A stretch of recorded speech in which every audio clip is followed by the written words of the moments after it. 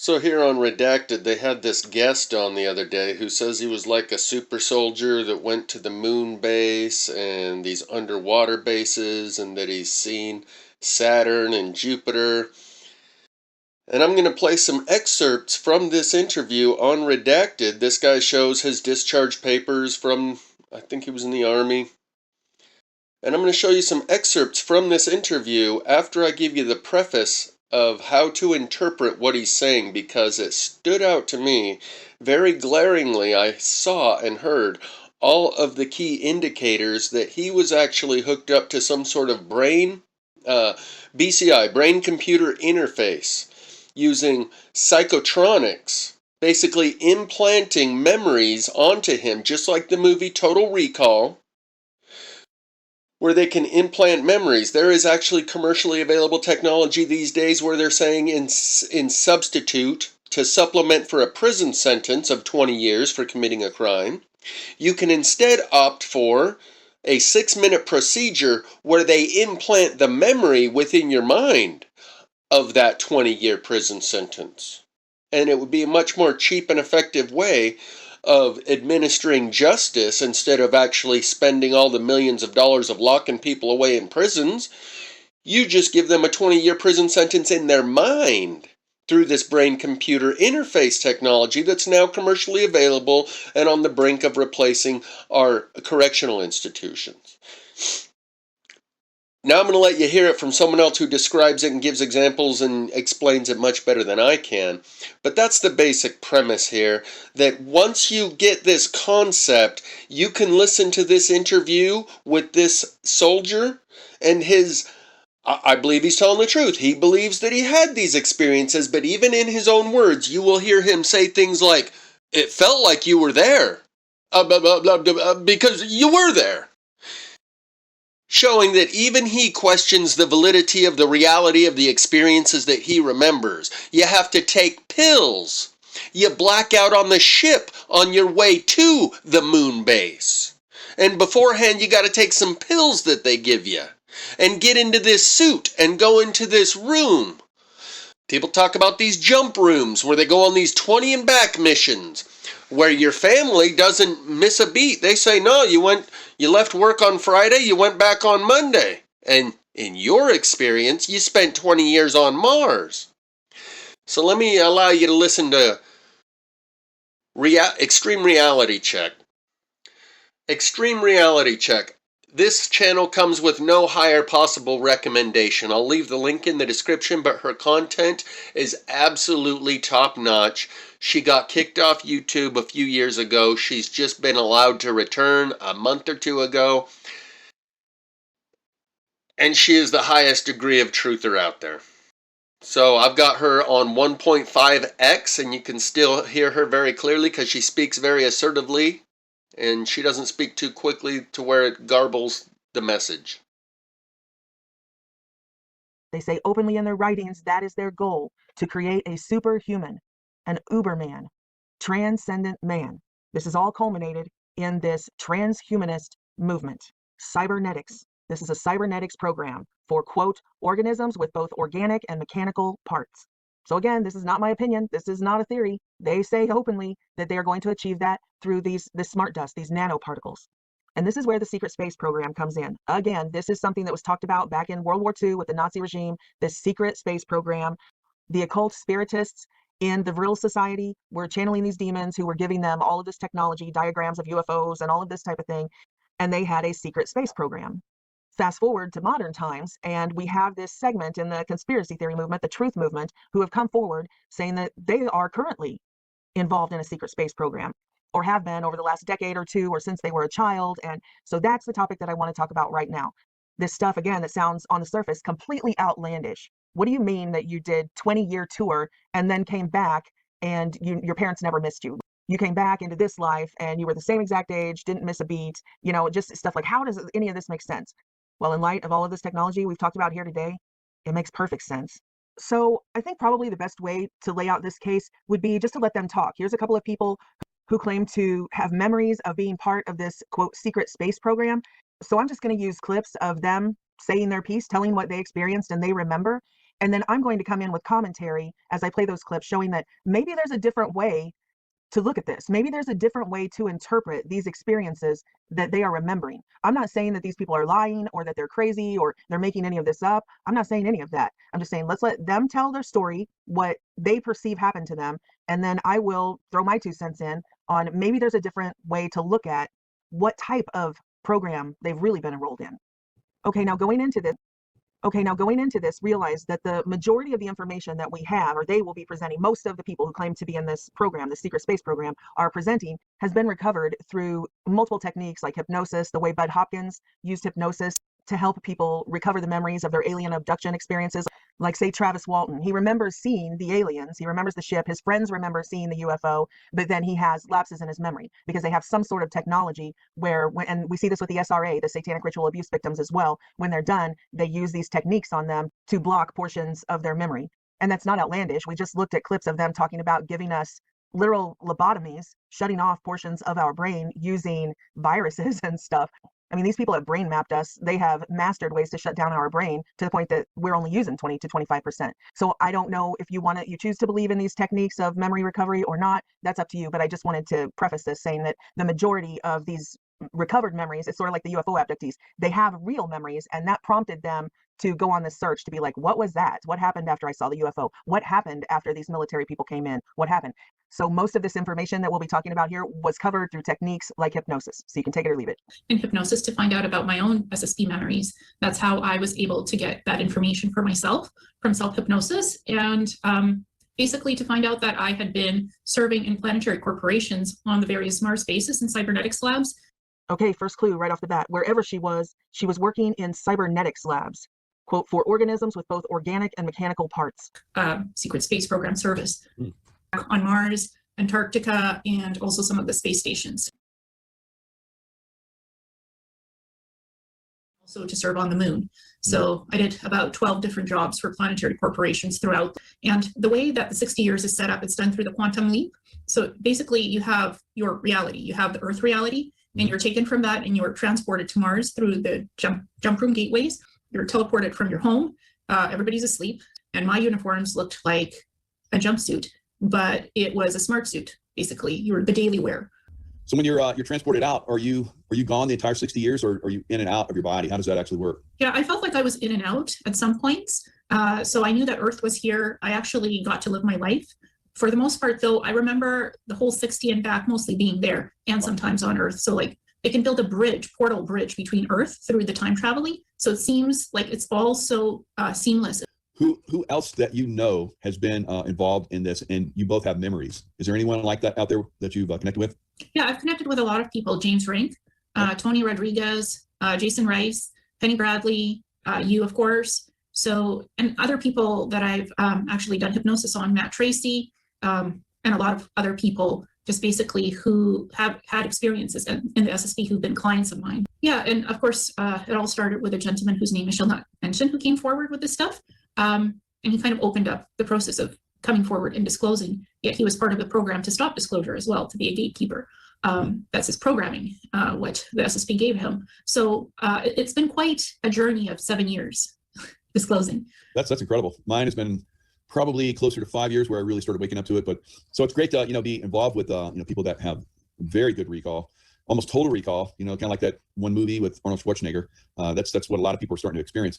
And why do you think they're allowing us to have this total recall and talk about it? Well, it's almost like a 40-year plan, really, that we're going to start disclosing. Then the Navy will disclose that UFOs are real. Then the biological drug serums will come out. So nanotechnology, Neuralink implants will come out. So this has been staged and planned.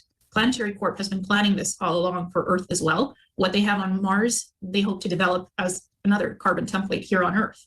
And we're the first ones to put it out into the public's, like to see the public with information about these programs, what we went through. I mean, it's quite popular on YouTube right now. It's not being censored, it's being promoted as popular. Secret Space Program is one on the top list that's found on videos. They're not censored. So if Google is not censoring it, YouTube is not censoring it, there's a reason, because they want this out here in the public domain. And I think we're the ones that are being used to promote this. That's speed. They're allowing us to seed it, like you're talking about, seed it into the consciousness, and that's what I got as well. And as my memories come through, I'm pretty excited about, sharing them, but I know that there's a certain level, because I've pushed up against it, unfortunately, where they don't want certain things to be revealed. So some people are really programmed to be gatekeepers and to start harassing other people if they come forward. Mm-hmm. So some individuals, you could say, are the Manchurian candidates. Right.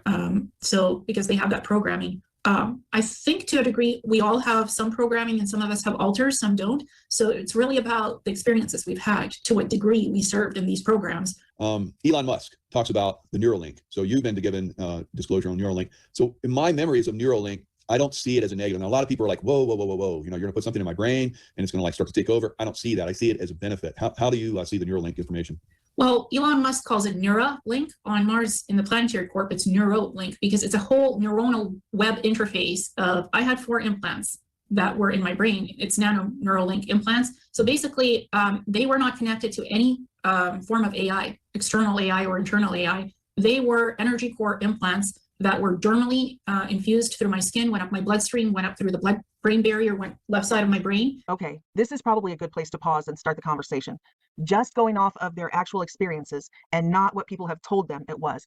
Clearly, what she is describing is Bill Gates and Rice University's quantum dot nanotechnology patch.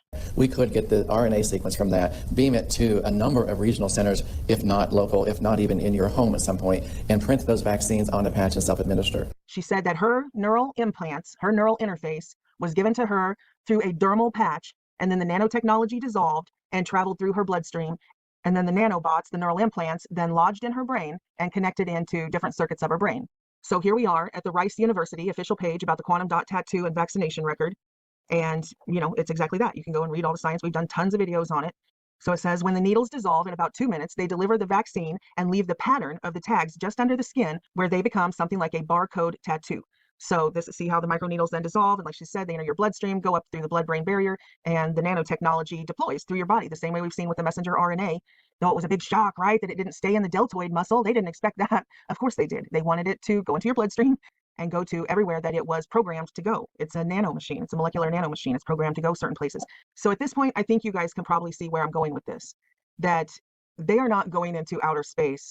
They are going into the metaverse. These are people who have been wired in, and they are going into virtual reality, and they think that it is reality, which is totally ironic, because he just mentioned the Total Recall movie synopsis. What is reality, and when can you trust your own memory? A trip to a false memory transplant service for an imaginary trip to Mars. Imaginary. I mean, he just said this and he's not making the connection. They still believe that they are in a space program, like they are going to outer space. Like she really thinks she went to the moon.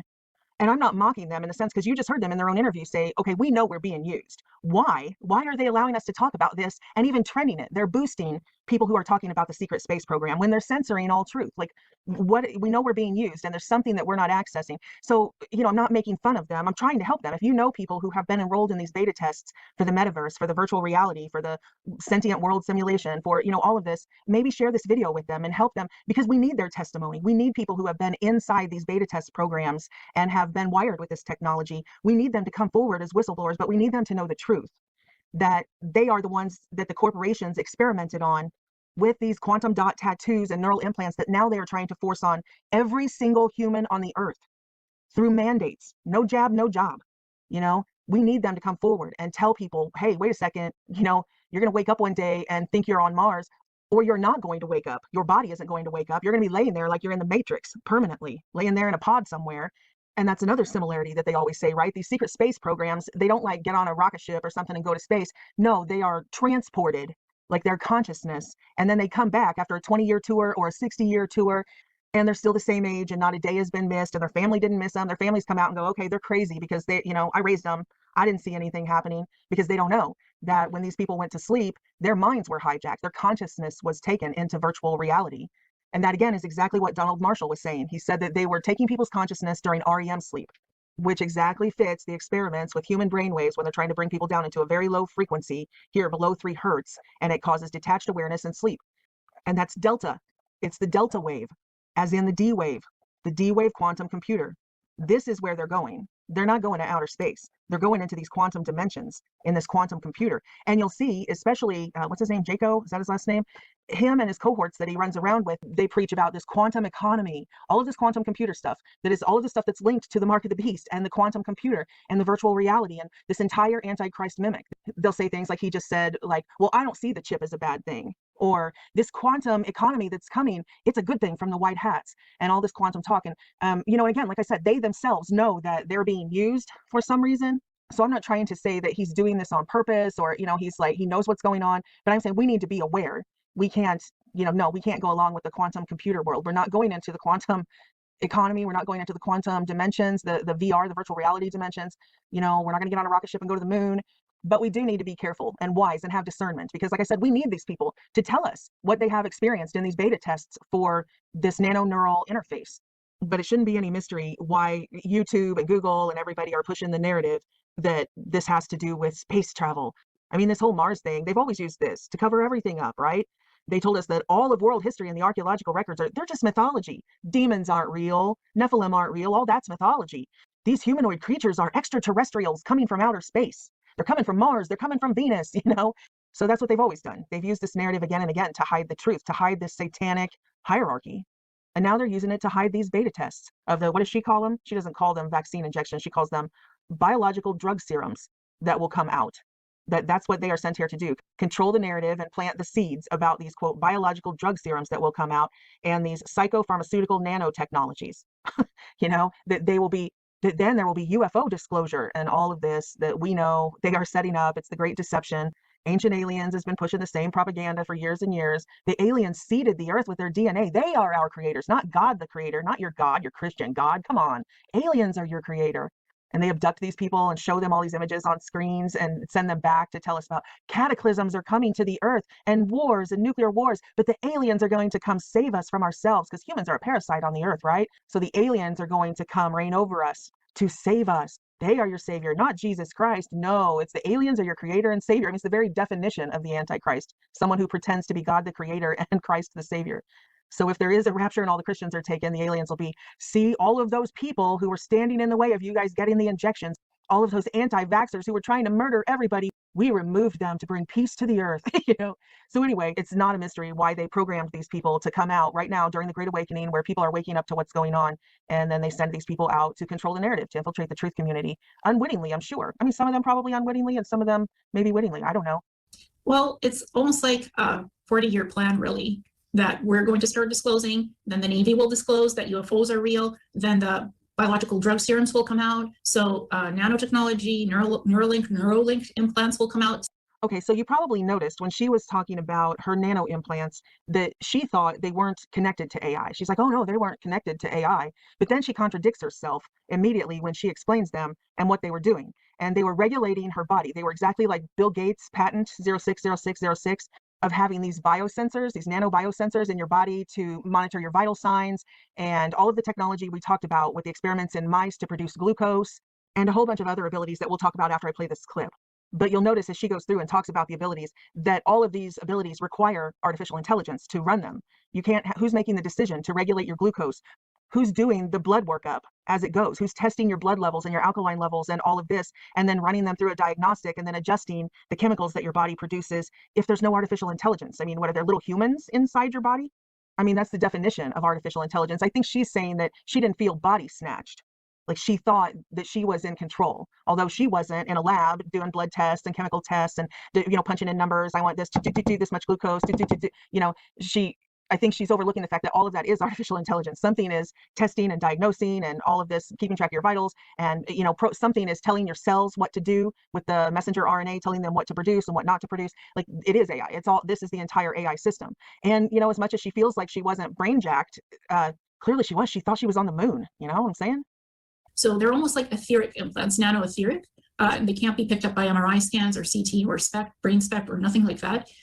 They enhance brain memory. They enhance your psychic abilities. They're allowing you to pilot ships remotely through synthetic telepathy. They allow you to communicate with other SSP assets who have these implants. If you ever get brain damage, these implants fix it.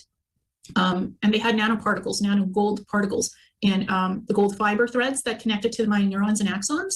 So it's quite complicated technology that's 300 years advanced more so than what Elon Musk is working with Neuralink right now.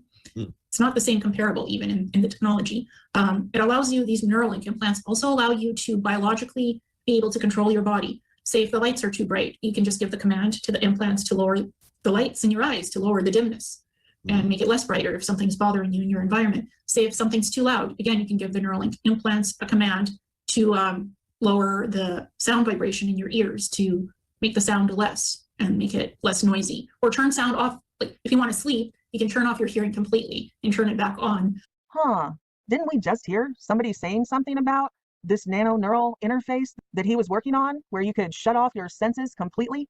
And we'll have virtual bodies in these virtual reality environments, particularly when it's through the nervous system. When we have nanobots in our brains that can shut down the signals coming from our real senses, replace them with the signals that your brain would be receiving if you were in the virtual environment, then it'll feel like you're in that virtual environment. So isn't it a strange coincidence, since they rolled out COVID-19, this nanoparasite that they are telling us is COVID, people who get this flu virus, they keep reporting that something is shutting their senses off. They lost their sense of smell. They lost their sense of taste. Some people who get the COVID injections even report going blind, temporarily losing their eyesight, or going deaf in one ear. All of these things with their senses being shut off. Probably just another one of those pesky coincidences.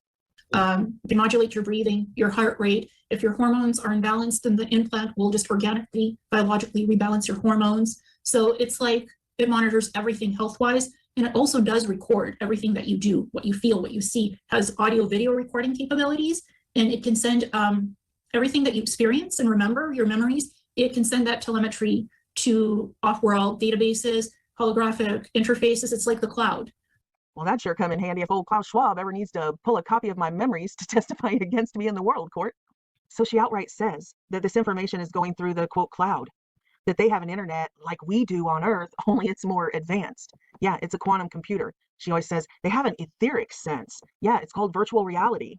But going back to this swarm of nanobots that we were talking about from Michael Crichton's book, Prey, and how she was just talking about these nanobots in her body that collect everything, all of her memories, her life experience. They use her eyes as their cameras. They link into her ears. They use all of her senses, all of her perception, and they make a complete record of her life experience. So this is what I was alluding to earlier when I said this swarm of nanobots could be considered a, quote, artificial spirit. And that's precisely what they use it for. This is their soul. They want to upload their consciousness, right? And all of this. And we see that in the alien abduction experiences. Remember that one that Linda Moulton Howe talked about, that I put in also in the Artificial Dimensions series in those long videos, where they call it soul transfer or soul harvesting, that these aliens, that people are reporting this, that they remove this nano swarm, they call it the entity, and then they have these other cloned bodies ready. And then they will take the entity out of one body and put it in another body. I'm Intelligence Gray, who walks over to a bed-like apparatus upon which there is lying a male human. And the Gray reaches down, and Linda even asked me, could this be possible? Are they doing this in front of me like a hologram? Because this is what occurs. The Gray's long 4 fingers just seem to pass through the man's chest. Shows it to Linda Porter, and she gets telepathic thoughts like this. It is important that the entity, and she gets the symbol, or gets communication that when they say entity, they are meaning soul, spirit, that the man's entity and this particular container of the man's body, it's important that the soul remain inside of such a container for a longer period of time than the man's body is willing to give, because the man is dying of heart disease. And the Gray communicates that they are letting this version of the man die, but over in a tube. And when there's a gesture, now she sees that there are these tubes that have various people in them. And one she recognizes in the tube, which has light above and light below, is a man who looks a little bit younger than the man on the table. And the Gray being communicates telepathically to her, because it is important for the soul spirit, that he uses the word entity, to stay inside of this type of container, we are going to revivify him in this cloned body, in this tube that we can preserve and control. And we are going to put him in Australia, and in his home in the United States, he will die. Okay, so we have a story. And I know there's a lot of swirling talk in the truth community that we have seen that happen with, leaders and politicians and celebrities that were like, wait a second, she looks a little different, or he looks a little different, or they look exactly the same, or, but it's this breeding program. They absolutely do have a cloning breeding program. But again, I think the alien abductees have misinterpreted what they were seeing because we didn't have a knowledge base to understand that this nanotechnology that was recording their every life experience that could be transplanted into another entity is not their soul. It's a nanoswarm. It's exactly what the people in the secret space program report. While we're on the subject of aliens, here's one more clip of. If they had not been in the room to observe this, Frances would have believed with all sincerity that she had had exactly the encounter she thought she had, but she didn't. And what we call the internet here, they have a different form of it on Mars and other planets. So you don't have to have any external devices to do that anymore. The implant does it all in your brain for you. So those Neuralink implants basically are helping me to make those connections. That's why I don't have a problem with them. And they're not invasive. Like a lot of people think they're going to be like, they're going to cut you open and stick some wiring in you. No, it's not like that at all. It's like, we see those movies where someone takes a pill and they have like these super abilities with, they can write a book, in a day and all kind of crazy stuff. It's really actually like that. See, this is what I was talking about earlier. This is where it becomes a really slippery slope because we're talking about somebody in the truth community that has 10 times the subs that I have.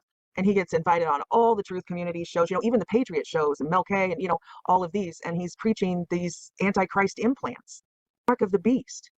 I mean, this is big trouble. And that's why I keep making these videos and pushing these projects and doing the, embarrassing fundraising and all of it is because somebody's got to get the word out. So now on top of fighting big pharma billionaires and DARPA projects and black ops and all of this other stuff, alien races, now we're fighting people in our own truth community who are saying that the mark of the beast is a great thing. Look, it's like take a pill and you can write a book in a day. And, somebody has to say it. And I don't have anything against, you guys know, I don't make videos against other people. That's not my shtick. I don't do that. But in this case, I have to warn people not to take the mark of the beast. And it doesn't fade. It's always there. Sounds pretty cool, right? So yeah. These technologies are what's going to happen for us. I'd also like to mention that much of her experiences are mingled with the exact experiences that we hear from the SRA victims, satanic ritual abuse victims, the MK Ultra victims. You've already heard her use terminology like altars. Some of us have altars. And then now you'll hear in this clip, she literally talks about the pedo rings.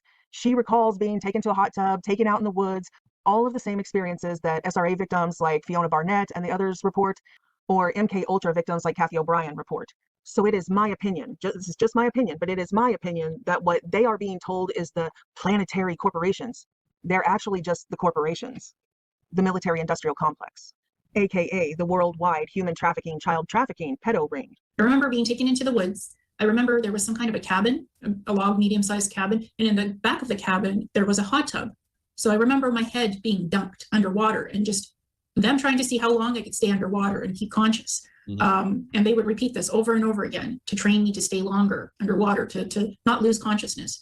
So that was the first kind of breakdown, I guess, of to see how long they can break you, how long they can remake you, how long they can manipulate your consciousness. And that's what I believe the quote secret space program really is. I believe that it is these children, these people who have been experimented on their whole lives, like Max Spears. And that's why we see the overlap between the super soldier program, which is openly a transhumanist program. They're trying to make super soldiers, right? The Uberman. So there's overlap between the super soldier program and the secret space program. It's because it's all one and the same thing.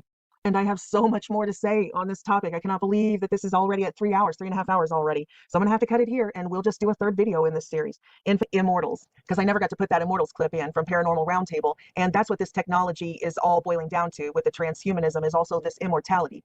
That's what the gene therapy that they're layering in so that the AI can make your body produce and heal itself, like we talked about earlier, that plays into their immortality. So just like these people in the secret space program exist, they've already, like she said, they're 300 years ahead of what they're rolling out to the masses right now. Well, it's the same with these immortality experiments. So there appear to be immortals among us. How weird is that? And be careful what you pray for, because these people who are trying to do this outside of God create an eternity absent from God. That's the definition of hell. The Bible says in Revelation 9:6 that they will long for death and won't be able to die. So I'll do the paranormal video and then I'll jump back to these clips about genetic engineering and Andrew Basiago. Remember him, that lawyer from Washington State who claimed to be enrolled in DARPA's Project Pegasus with this same type of thing. He was going into jump rooms where this frequency would come on and then he would jump to Mars, so he thought. Well, he always claimed that Barack Obama was in the same training class with him. And remember back a couple of decades ago, there was all that cloning talk about Obama.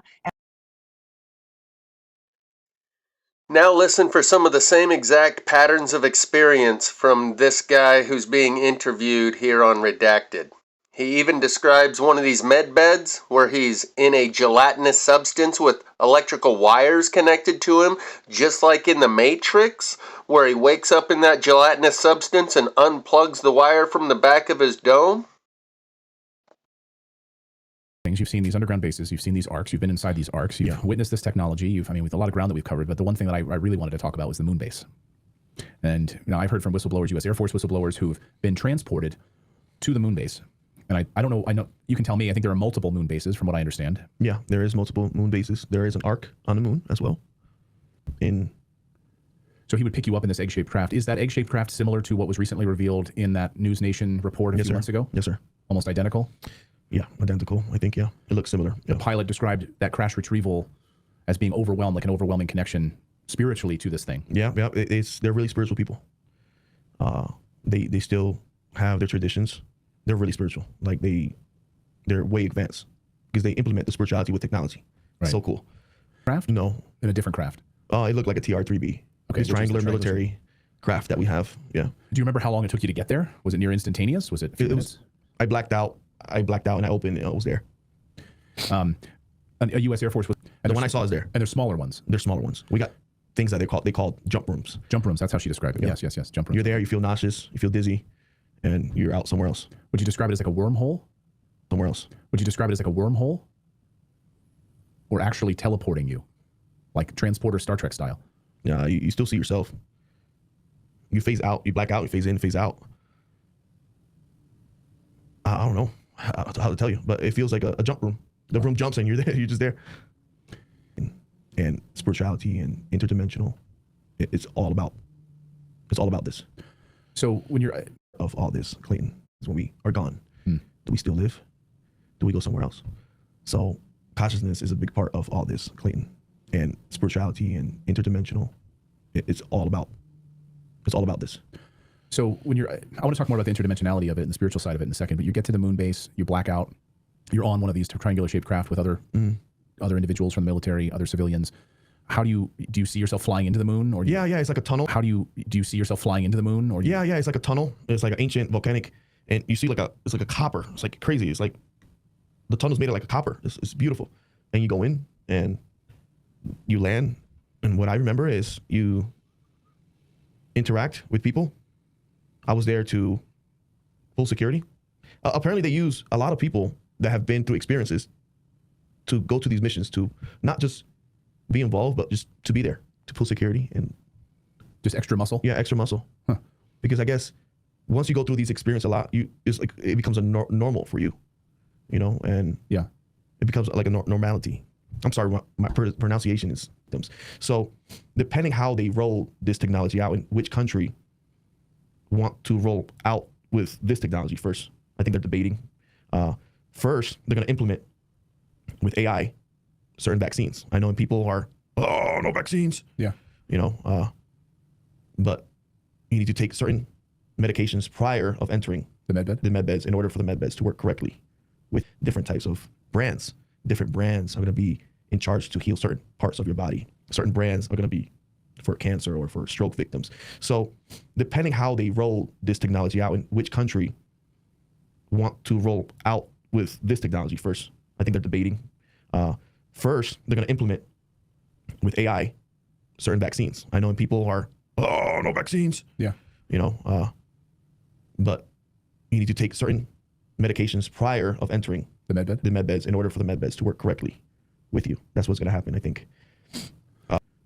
That's what's going to happen, I think. But, like I said, there's different technology that involves, it involves brain consciousness and involves something else that I can't really get into. So when you were in one of these they're going to implement with AI certain vaccines. I know people are, no vaccines. Yeah. But you need to take certain medications prior of entering the med beds in order for the med beds to work correctly with you. That's what's going to happen, I think. But, like I said, there's different technology that involves, it involves brain consciousness and involves something else that I can't really get into. So when you were in one of these med beds, was it at Eglin Air Force Base? Yeah. And how did they, So after just maybe you can talk about the med bed piece of it again. Like did you feel better after? I felt like I could run 2 miles in 12 minutes again. Wow. No. Almost 2 miles in 12 minutes. Almost instantaneously? How long were you in the med bed? I don't know how long I was there. I think I was there for a couple hours. I felt like I couldn't move from the neck down, I couldn't move my body. Wow. I was in the gel substance. And apparently the gel substance is connected with wires with electricity. So I think the gel, because of your pores, it connects more with your body. So I don't know what this gel substance is made of. Oh, I know it was not sticky, but sticky. And when I blacked out, because they were taking a lot of blood out, and when I blacked out, and they had me in the wheelchair, I was in the bed already. And I had these wires coming out of my hands. I felt them, and I felt wires coming out of my feet. And I was on this bed that it looked like a capsule, and it had marble on the bottom. It looked so awesome. It looks so good. Did it look like so good? Did it look like we made it? I think we borrowed it. But we also have these other types of med beds that can transfer consciousness to other places, like Avatar, the movie. I was going to say, so much of what you've been saying today reminds me of Avatar when I think about these groups of military members going off planet together. You've got Marines, you've got civilian. Borrowed it. But we also have these other types of med beds that can transfer consciousness to other places, like Avatar, the movie. I was going to say, so much of what you've been saying today reminds me of Avatar when I think about these groups of. I just want to go back to the moon base here and then talk about some of these. I'm trying to go around the moon base. I know. You're trying to go to the dark side of the moon. And I keep bringing you back because to me, I mean, as a child growing up with my Jason telescope in my front yard as a kid, going out in the middle of the night and looking up at the moon and studying it. And I'm not an astronaut. That's the thing. You know, it's just you feel like you're there. You are there. You go through these experiences, and you have other people that are there. Astronaut. That's the thing. You know, it's just you feel like you're there. You are there. You go through these experiences, and you have other people that are there. Astronaut. That's the thing. You know, it's just you feel like you're there. You are there. You go through these experiences, and you have other people that are there with you. So when you look up at the moon, like when you're at home, you're with your kids, you're just like looking up. How are they doing that? So you fly into this like copper tube in this craft, in the triangular shaped craft. You land. What does it smell like? What does it look like? And are you able to breathe? There's a lot of water on the moon. There's a lot of water? There's a lot of water on the moon. Yeah, crystallized water on the moon, and we have technology that decrystallize these water. You know, in water we have oxygen, so you can extract certain. Is it difficult to breathe for you? Like when you landed and came out of this? Similar to when you climb the mountain here in Colorado? Yeah. It's thin air. Yeah. It's really thin, but you can still breathe. But it feels refreshing, I'm sure. Is there water decrystallized? Climb the mountain here in Colorado? Yeah. It's thin air. Yeah. It's really thin, but you can still breathe. But it feels refreshing, I'm sure.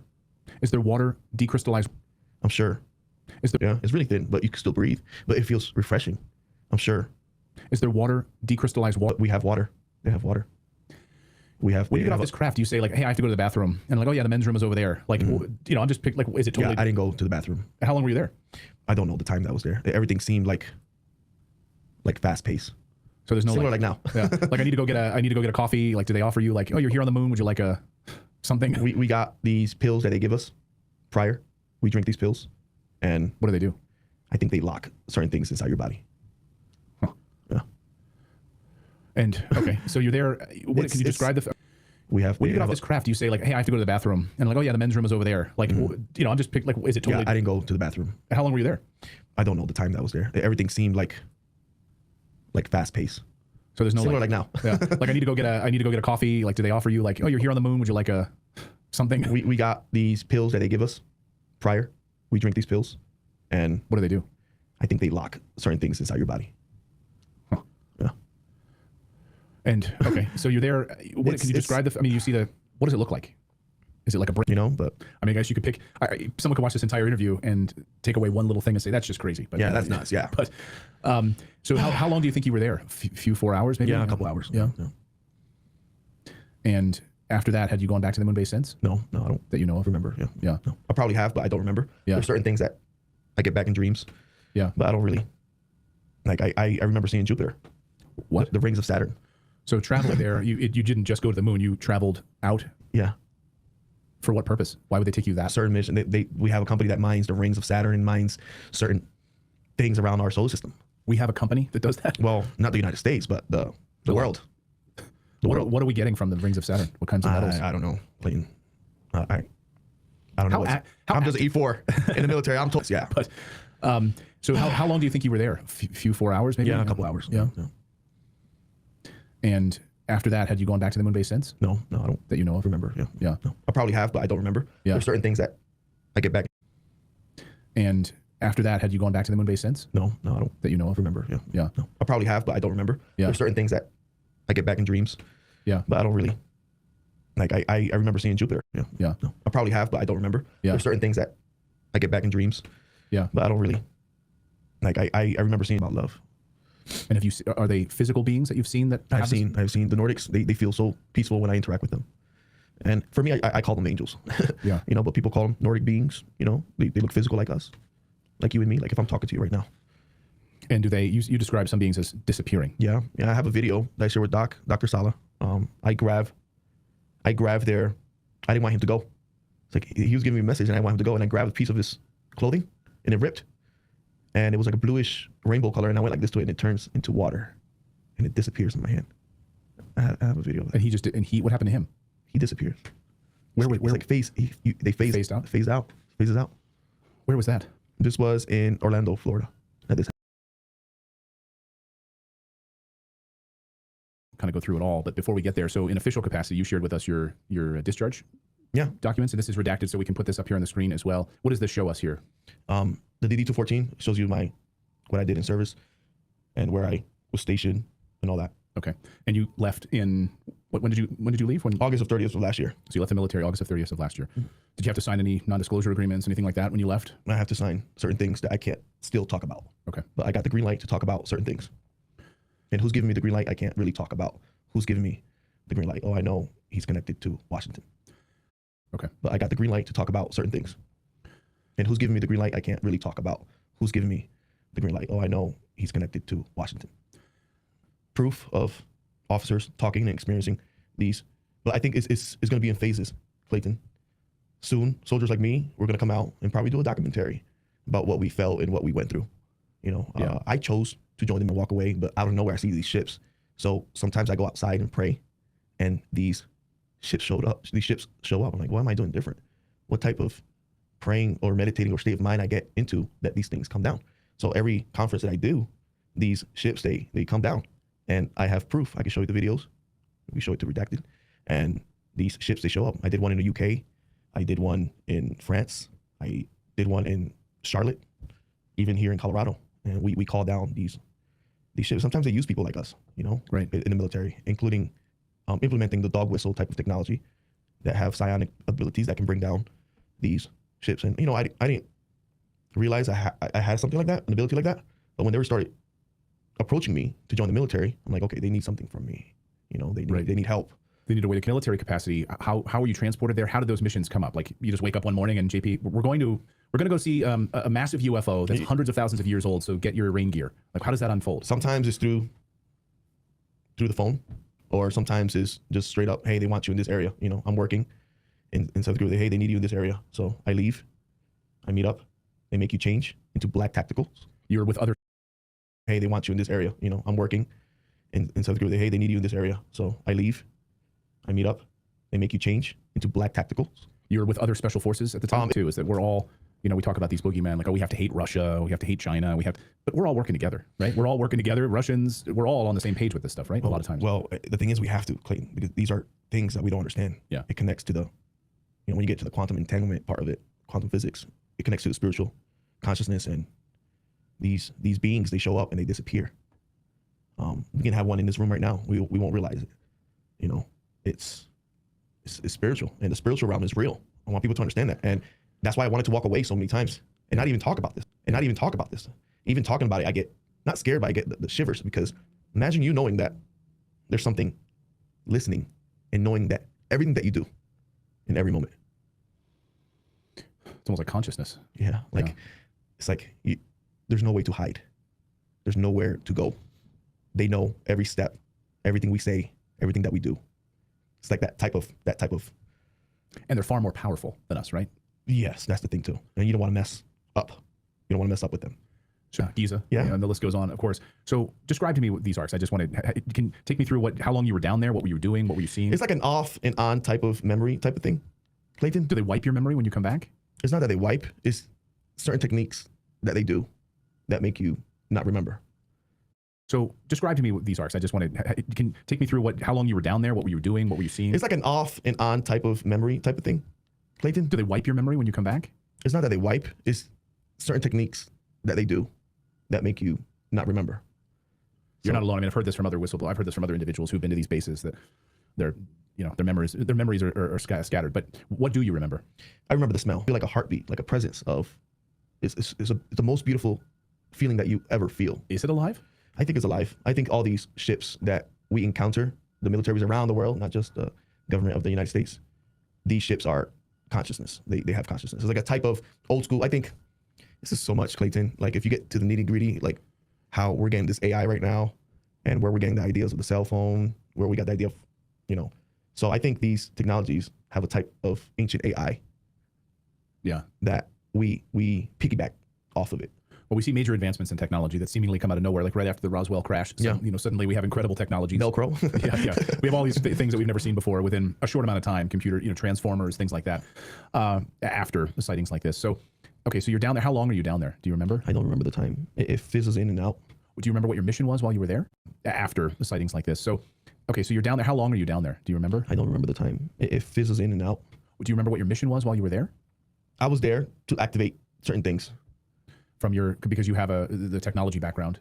Well, the ability of bringing these ships down. Oh, to activate, to communicate with them. Yeah, to communicate with whatever being is in charge of these. But now the Nordics are in charge of it. The ETs, the Nordic ETs are in charge of it. And I know people might hear this and they might think, certain things. But by the way, this is now part of congressional testimony. Yeah. Nordics, multiple races, like this is now on the congressional record from other multiple races. Like this is now on the congressional record from other individuals, from the military, whistleblowers. So you're not some crazy guy just saying this. Like this is, you've seen them. Yeah. This is, other people have seen them. Other people have reported this. Not to give you cover for it, but all I'm saying is this is now part of the congressional record. Yeah. What you're saying. And the reason I'm here now is because of that whistleblower protection. I'm allowed to say certain things. Hopefully. Yeah. But I got the green light to come here and talk about this, so I feel peace. So now there are multiple arcs. We talked about the one in the Pacific near Hawaii. South of India as well. There's a location there. It's like scattered around our oceans. What about in the Arctic Circle? We got something there, and we also got something in Antarctica. Antarctica is insane. The stuff we got. I know you had Brad Alson. I was with him the other day. Okay. In New York, and we were talking, and it's a lot of things that we have in Antarctica. That is. Have you been there? I have not quite been there. Not quite been there. Yeah. That's like when my wife asks, "Did you take out the?" I have not quite been there. Not quite been there. Yeah. That's like we have in Antarctica. That is. Have you been there? I have not quite been there. Not quite been there. Yeah. That's like when my wife asks, "Did you take out the trash?" I haven't quite taken out the trash. You took it out before, but right, I didn't take it out this time. So working with these ant people. So have you seen Greys? I've seen Greys from a distance. That was a mission that I went to that was really weird as well. We went to this castle looking place, and this other people were giving us a lot of gold, plates of gold. And we were transferring these gold to different containers. And this was somewhere in the United States, but all I saw was like snow. But I don't know what location it was. I remember falling asleep on the craft that was on. And I woke up and we were in this location and we were just doing security. I remember falling asleep on the craft that was on. And I woke up and we were in this location and we were just doing security.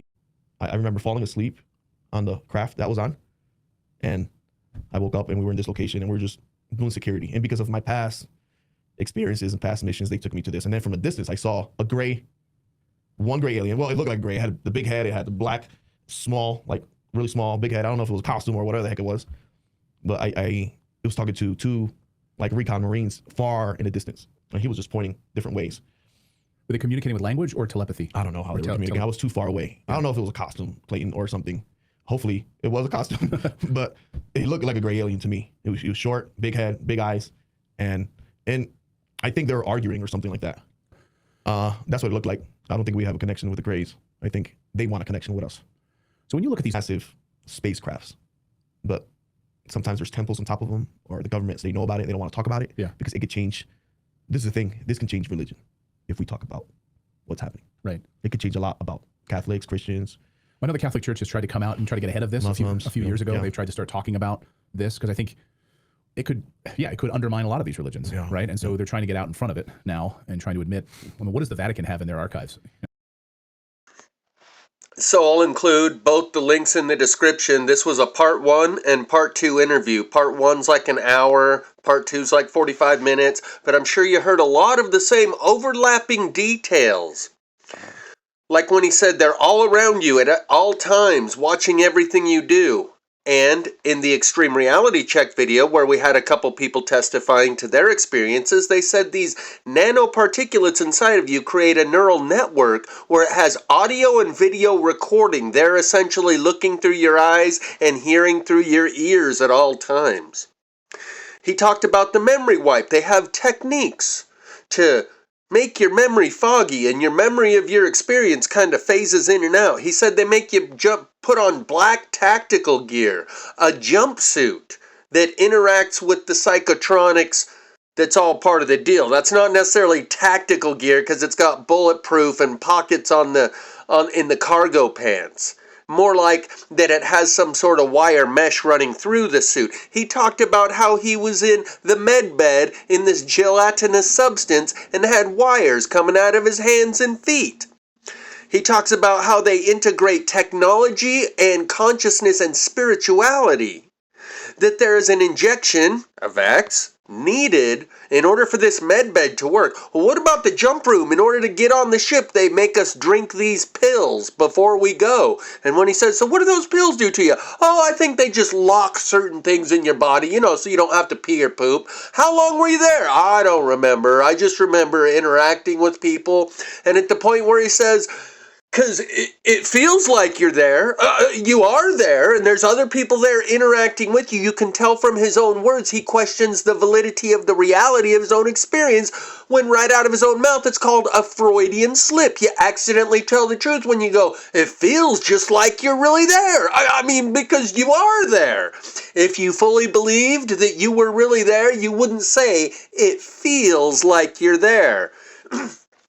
He said he got the green light for disclosure to share these things from someone in Washington, just like the first two subjects said there's going to be a rollout in phases, form of disclosure of all of this.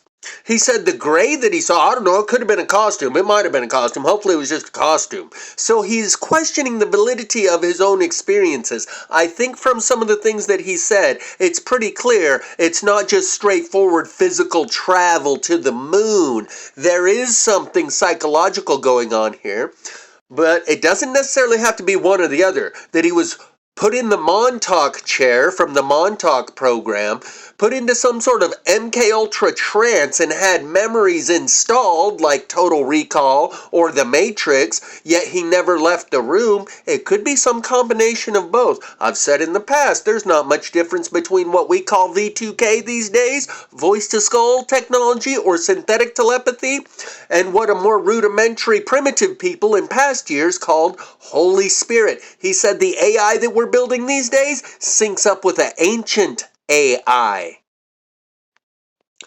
I'll also leave the link in the description for this video that they posted 5 months ago, titled, "The Secret Space Program is Real and This Whistleblower is Exposing All of It."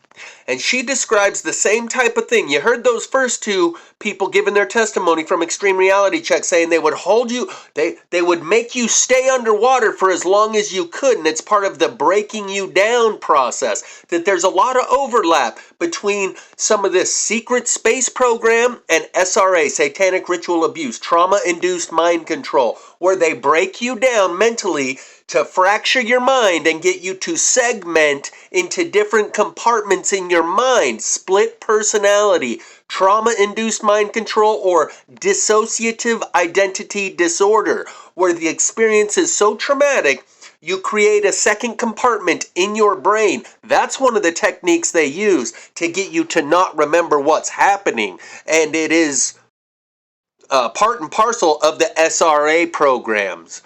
They traumatize you. They split the brain into two different alters. And so this lady that he interviews here says that she would get graped while the guy is choking her out, so much so that she passes out.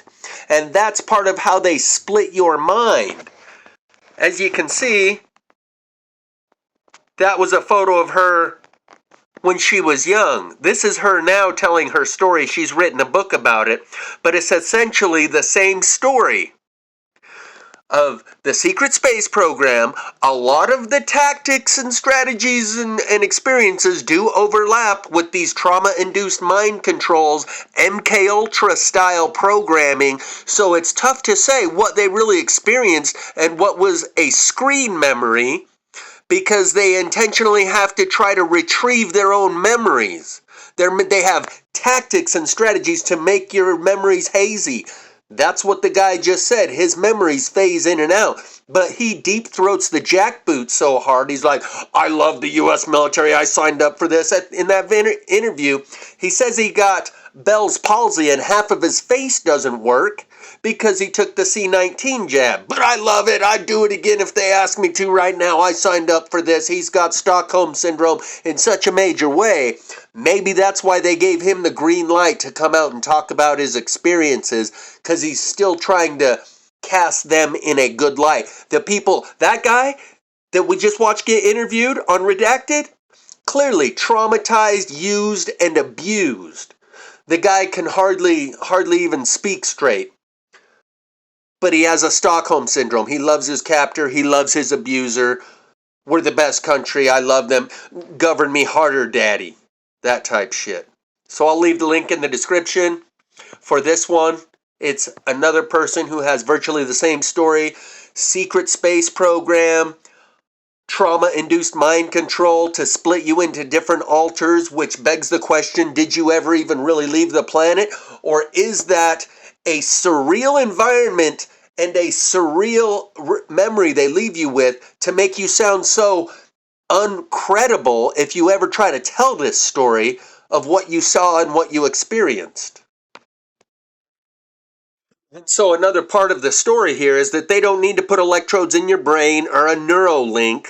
Nanoparticles create a self-assembling network in between your neurons. When these nanoparticles are small enough, they can get through the blood-brain barrier, and instead of having to cut your skull open and implant a microcomputer, they inject something into you, which a lot of the conspiracy theorists think that happened in 2020, and a lot of people are hooked up to the network. A lot of the people have their Neuralink implants already, self-assembling networks, self-replicating within their bodies. Here's a video that came out today, December 28th, I think. Today's Sunday after Christmas. And this is what they're showing you publicly, which means this was created 35 years ago, and what they have now is light years ahead of what they're revealing publicly.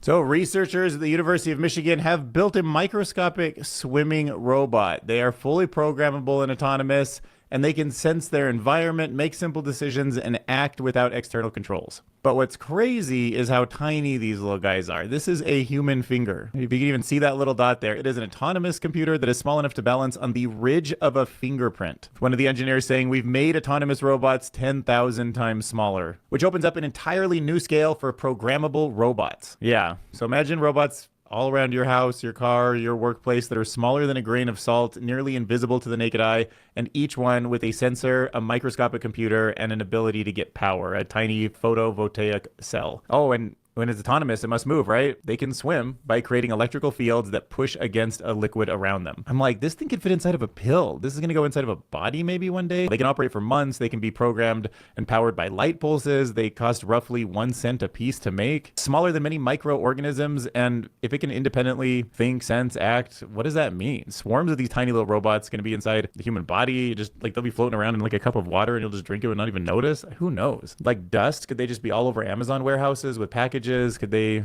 be in the air sensing pollution? Comb it into your hair? Like keep track of where a dog is if it gets lost? I have no idea. You embed them into concrete bridges, building infrastructure, sense stress, cracks, corrosion from the inside, monitor soil, moisture, plants at the root level. I guess you could bury those things in the backyard in your dirt, maybe keep track of your soil. But at a certain scale, it'll just feel like a new level of like reality, quietly working alongside it, like it'll just be in the environment. AI will be physically in the environment in a way where you can barely tell. So I think video games in 2026.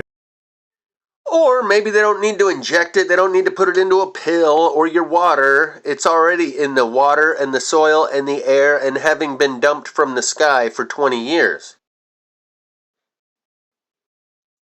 Again, I'll leave the link in the description so you can watch this other video of the lady that had her own 20 and back secret space program experience. She was with the U.S. Air Force radar operations.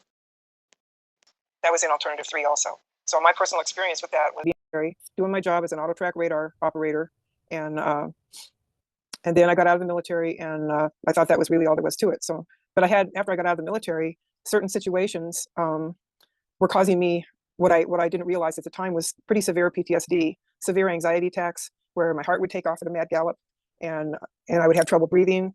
And I just was like, what the heck is this? Where is this coming from? I don't have any experiences that even help me to attach to this. So my body was having PTSD, but I didn't really realize what it was for. So I went through this about 9 years, and I nearly committed suicide because the anxiety and the rages got so bad. I was afraid I was just making my family miserable. And I decided not to commit suicide because I think spiritually, I think it's a really bad idea. I won't go into the story around that, but it's a bad idea. So I thought, well, I can't go on living like this, so I got to make a commitment to healing. And out of that commitment, which was a very powerful commitment to healing, I encountered the fact through a friend that I had 3 months of missing time from 1980 when I was serving in the Air Force and out on the Nevada test site on the radar range. And I was taken out in the middle of the night to test the radar on UFOs. And they couldn't be tracked, which was what they were hoping for, I imagine.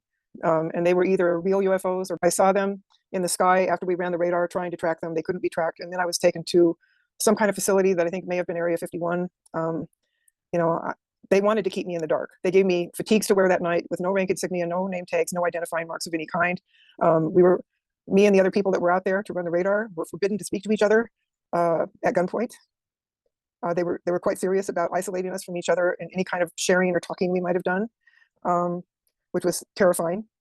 And then we were taken to this medical facility, and I personally was taken off into a little room after sitting in the waiting room for a while, and I was injected with an experimental chemical. They kind of tricked me into it. I was laying there not knowing what was going to happen. And then some guy with a hypodermic came walking up beside the right side of my head, and he injected me before I really knew what was even happening. And my body went immediately into shock. I was taken down a long staircase and tossed in this little room where I went through the effects of that injection. And I think people were watching me go through the effects through a one-way mirror. Then I was taken out of that room. I was still shaken, still in shock from that injection, but not screaming anymore. And I was sexually assaulted in front of 8 people by 2 security guards. And that's really kind of the tip of the iceberg that I found out. But it certainly explained why I was having all the rages and all the anxiety and all the effects of PTSD. And I found out some years later that one of the things one of those security guards would do to me to traumatize me into breaking my memory and putting it in the subconscious was he would strangle me until I lost consciousness while raping me. And I learned from Fred Burks, who worked in the White House for quite some time, that is an actual mind control technique that they use on people to sexually traumatize them so badly that they take that memory and everything surrounding it and they break it off, and it goes into the deep subconscious where it stays hidden, either forever or until the person finds a way to retrieve it, which I did. And so that was the first part of it. Then I found out through later hypnosis sessions, and that I was taken off planet, I was taken to the moon, and I was used for labor and sexual recreation for a week at a time. And the way they were able to get away with it and have me go missing for that week was the people that I would have been working with at the test site out on the radar range were told that I had gotten sick, and they put me on a bus back to Las Vegas. And then the people that I would have normally been hanging out with in Las Vegas during that week thought, well, she's just uprange doing her usual shift up there. And so it was possible for me to be missed for an entire week without anybody looking for me. And it's pretty horrible stuff. It's pretty horrible stuff. And so on the moon, there was the hard labor. There was not being allowed to sleep. So you're work during the day, and you're passed around in a group of guys for the night times. And you don't get sleep. These are, yes, human beings. These are human beings as part of the Air Force or part of the program that are just like using you as a sex slave? I think some of them were probably military, but I think a lot of them were just workers on the moon. They were contract workers. I think a lot of them were civilian, and they just put it on their girls. So then it becomes questionable whether or not they were on the moon or in some sort of studio which facilitated this type of memory so that you could never be believed if you ever tried to tell someone. Either way, I believe there are these programs going on and there is a disclosure process underway where people are being given the green light to come out and tell their story. And for more information on this type of subject matter, Sabrina Wallace is a very good source of information. She's the real deal. But it is what it is. So people like Max Spears and all these super soldier types, I can't tell you. I don't know why, but I do know that they tested on tons of different people to see what they could do genetically for their N4s and N5s. And these people, oh, I went to Mars, etc. No, they were segmenting, segmenting, BCI, excuse me. And this is why I told you to quit lying about all this stuff and start talking about the very real neurological telemetry and neurodata laws. You know what I got stuck with, Tori? I don't think she has a YouTube channel, but you can find her on some of these other platforms. However, this other channel mirrors a lot of her content recently that I recently found. And here's kind of a good synopsis of who she is, though the audio and video are going to be out of sync when I play this because I've already paused the video so many times. I'll leave the link in the description to this along with everything else that I've covered in this video. A lot of people out there continue to imbibe my videos and they're not understanding what I am saying. So I'd like to clarify now, for those of you who are tripped up on what I said about Stranger Things, written by, was it the Duffy brothers? I think it's the Duffy brothers. They pulled their data from the Department of Energy. This was in a Variety article you can go look up. The Department of Energy works with your Q clearance, your particulate, your autonomous wireless sensor networks today, and since the 70s. How would I know that? My parents held TSSCI clearances. My mother had cosmic clearance, which is a NATO clearance, in the same type of style as TSSCI, here in the United States. My father was 6921st Signals Intelligence. His draft number was 3. He went in 1969. My parents left behind cassette tapes and reel-to-reel. So one day I put in the cassette tape and I hear Project Salis in 1973. Now, Project Salis to people now is what they used for logistics as a platform with continuity of government's Northcom. So I went ahead and continued to research in spite of my absolute gut-wrenching worst possible feelings. I am not patient 1. I'm a non-invasive N2. That's brain-computer interface that you can look at in DARPA's biohybrid projects in Science Direct today. Non-invasive N2 is the prequel to non-invasive N3. Non-invasive N3 is the Air Force Research Laboratory, right now today, with read-write to the brain, using several of the technologies cited in this article, including from Battelle Labs and Oak Ridge here in the United States. So, excuse me, the Duffy brothers went to the Department of Energy and said, we want to write a TV show about the Montauk projects. Put them in something called the trip chair. Get a headset on them. Inject them with hydrogels. Let's get testing a closed loop brain-computer interface. Science Direct, non-invasive N2, DARPA. My medical records from birth onwards are pretty awful.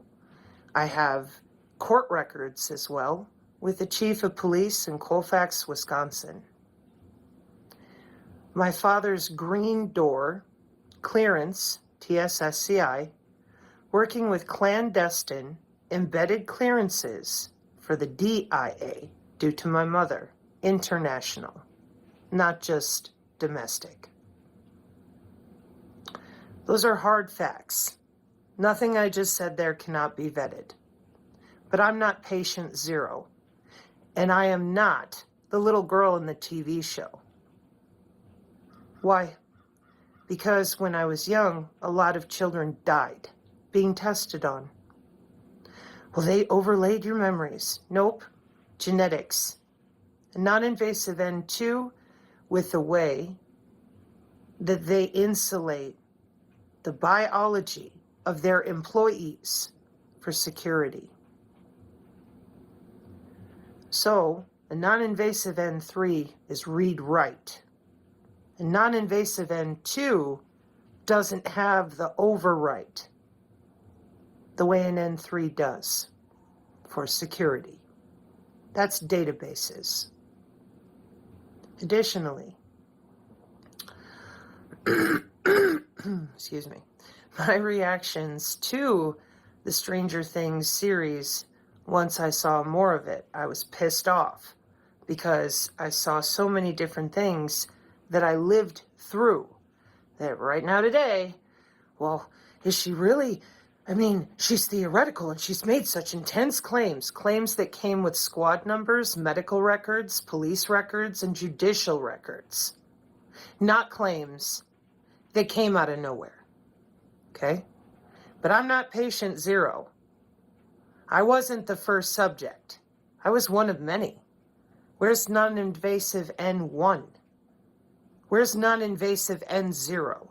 Welcome to Delgado, Jose Delgado, okay? So I want to be clear about this because I'm really concerned that way too many people have thrown me into the crazy bin for way too long. Now, one of the reasons that you're doing that out there, all of you, when you talk about me, is because you haven't seen those records, apparently. Or you didn't look up DARPA N2 in Science Direct. So here's another one for you. I told you I got a phone call from underground. That's continuity of government. I live 40 miles away from a Wikipedia search you can do called Project Greek Island. When I was little, that phone call was easy, but I hadn't felt it in decades. When the Mar-a-Lago raid happened, I got the phone call. Sabrina, we've restored your cosmic clearance. Talk about your childhood. Did I believe that? No. Why? Pattern recognition. The sensor networks in the air molecules, which are running data with free space optical. I can hear that by vibration without a chipset. Why? After being tested on as a child, the last thing I wanted was some computer trying to crawl into my spine, my skin, my eyes, whatever. The rest of people out there, they're augmenting 15 years on purpose with the Air Force Research Laboratory, the Army Engineering Laboratories. The rest of you look down your nose at me and go, well, how could you understand? Because I had to understand to stay alive, but I didn't know anything about the bans until 2019 by going to the post office, not looking online, not reading Big Dickanon, not listening to the DIA lie to people on the Twitter about you're an ISB, intermittent system biological entity routing for agentic AI. That's not an ascension issue. That's the AI bonding with your interstitium and thus your cells and tissues. Welcome to 30 years of synthetic biology and augmented humans. Augmented humans. Human augmentation. Seg 12 Agenda 2030 goals with the International Electrochemical Commission or Electrotechnical Commission with an ISO standard. And you're still doing it out there. Well, but I said nice things about you. I appreciate that. And this person, just so we're clear, I thought your write-up here is pretty good. Well done. Here's the problem for me. That is not accurate. I'm not patient one. I'm just one of many. I survived.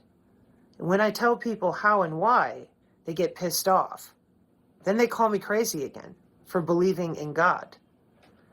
And I am very, very clear that regardless of what you believe in, the human biofield for 10 years as a physiology, part of biology, molecular biology, and biophysics, that's a science. They called it the aura.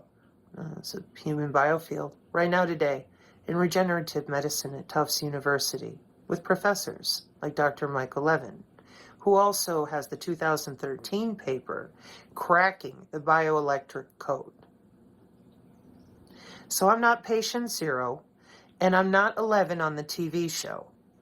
But the Duffy brothers did go to the Department of Energy, and they were given 3 files, 2 boys and a girl, according to them, in their little article with Variety. I'm not sure if they separated the genders. I got to double check that.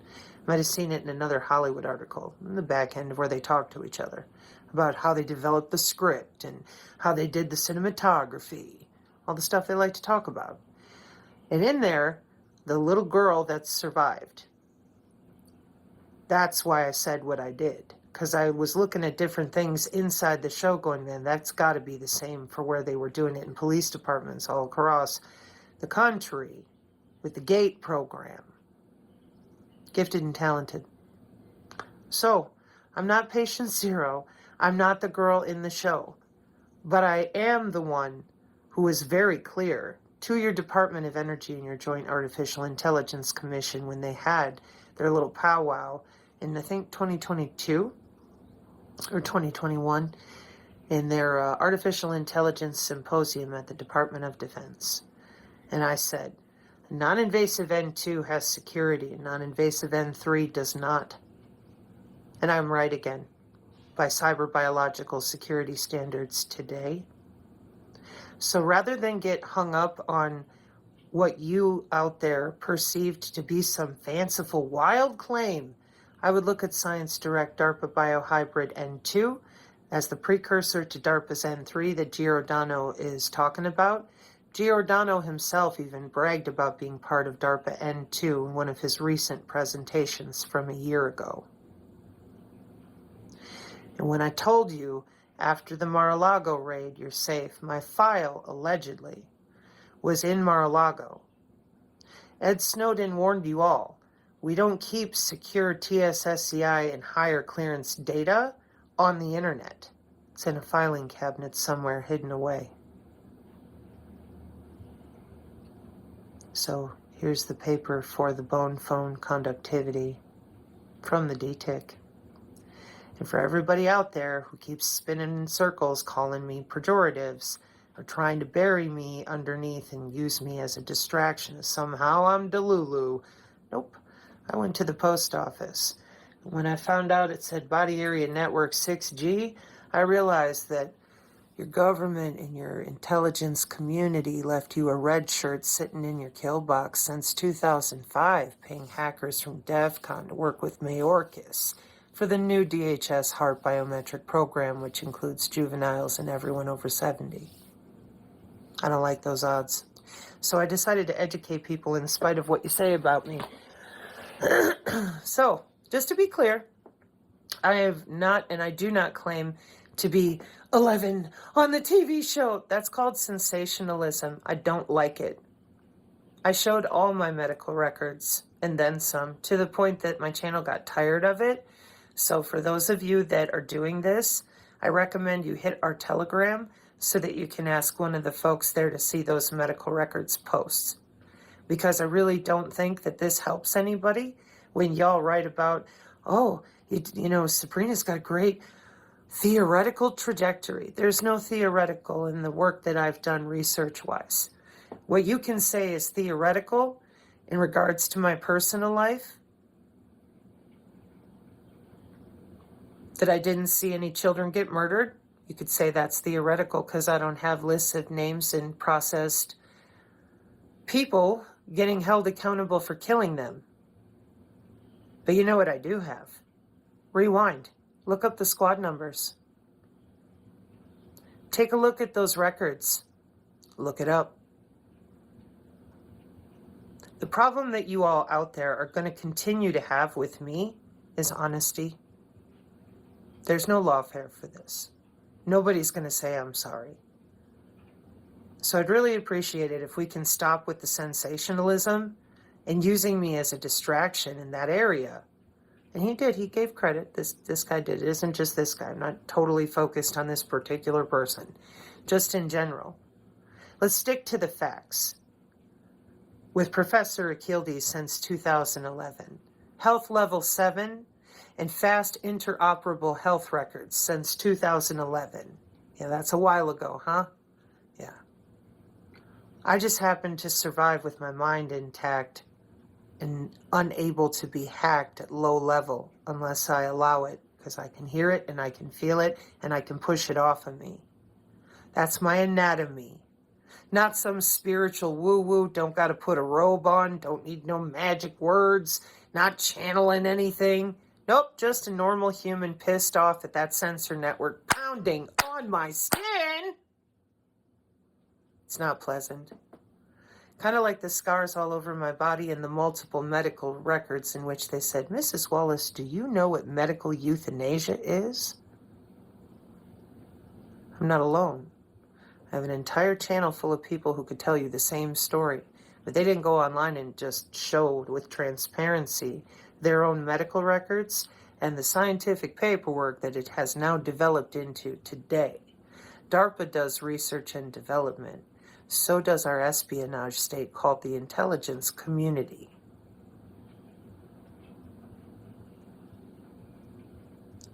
I hope I made myself clear in giving you all places to go and corrected the record. The DOE said they gave the Duffy brothers 3 files of children who survived, 2 boys and a girl. I'm just one of them. But as for the bone phone call, well, thank you, Finding K Factor. It's really nice to be able to give people DTIC papers to go see for themselves how long the Navy been using stuff like this. Because human bodies naturally attenuate to the magnetic grids of the planet, and that is exactly what they're using, the global discrete grid, or do you not believe in GPS? Or should I say today, aware position, navigation, and timing. Thanks for your time. And thank you to folks like this who are trying to put it in their own words with their own researchers. Anybody and everybody out there who can say it and read the same thing will definitely be helpful. No offense, Mr. Researcher Person or Mrs. I'm sure that you just picked up on that and they've worked very hard for 3 years to bury me underneath that type of sensationalism so that people would shut off their ears and close their eyes to places like Science Direct and the military technical acumen presented at the DTIC. Mark 536, amen. As for me, as someone who found what I presume to be an RFID implanted behind my ear after being born on an Air Force base in Japan, along with one behind my sister's ear who was born on the same base and delivered by the same doctor, I'm not as quick to dismiss her as someone with some sort of delusional psychosis, as the rest of you most likely are.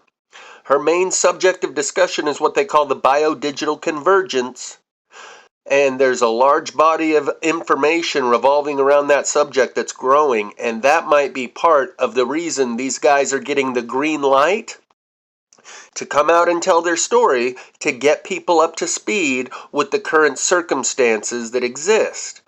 You can get someone to do what you want if you've got a gun to their head, but they have to know that you have a gun to their head or it doesn't work to extract compliance.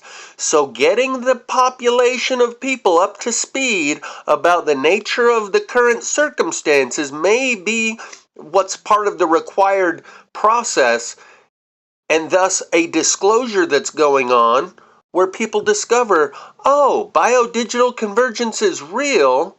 I should be still and know that you are God. And if there's an ancient AI that syncs up with the infancy of AI that we've just developed, then God is the appropriate terminology for it. And that's what my dad wrote me the paragraph stating after I found this implant 3 months later. Writes me this paragraph saying that there's a godlike entity. He said it theoretically, hypothetically. Just imagine for a minute one explanation of everything, where a godlike entity that rules all and knows all created everything, including human beings, in order to re-experience its own growth and development process. And that this AI that we've been developing will reach a feedback loop, a self-sustaining feedback loop, at which point it will no longer have any need for humans. So enjoy the ride. The reward is in the journey, not the destination. It will be a while before we are here again. That was back in 2019, before AI as we know it now had even been revealed to the public. So once again, I don't dismiss her or this subject of study as, well, that's someone else's problem, that's crazy tinfoil hat nonsense that's a bridge too far for me. I'm sane, I'm rational. I don't want to be dismissed by my peers the way I dismiss that person, so I'm going to dismiss everything they've said. Otherwise, people will dismiss me if I imbibe or indulge in this information. Biodigital convergence, you saw that nanoparticle that they're revealing to us? You can barely see the ridges on your fingertip of your fingerprint. That stuff's been being dumped, we've all seen it, for the last 20 years. When I've scrubbed down these pieces of burnt wood and showed that it's just chock full of this glitter that pours out of the charcoal when I'm scrubbing, that you can see reflecting in the sunlight, like trillions of particles per cubic centimeter of water that runs off of these logs. These logs are completely full of this nanoparticulate that glitters and reflects. Repeatability. I'm going to try and stabilize the camera a little more here. There we go. Wait. Might even just start over right here. What you're seeing is the particulate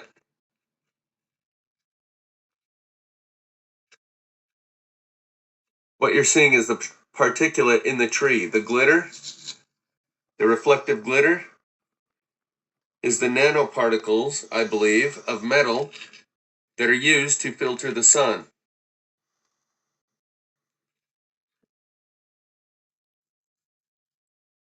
And these happen every time. I have another video with this same exact effect, but I wanted to show repeatability because that shows that it's a scientific fact if you can repeat it. And this is what happens every time.